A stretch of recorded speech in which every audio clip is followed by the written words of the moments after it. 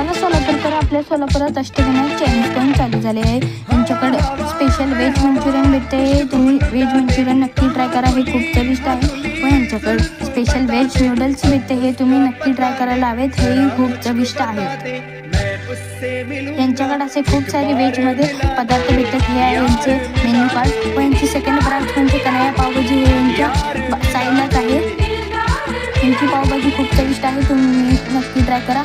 या दोन्ही शॉपला नेहमी खूपच गर्दी राहते. या शॉपची लोकेशन पार्क चौपाटी सोलापूर आहे. या शॉपला नक्की भेट द्या.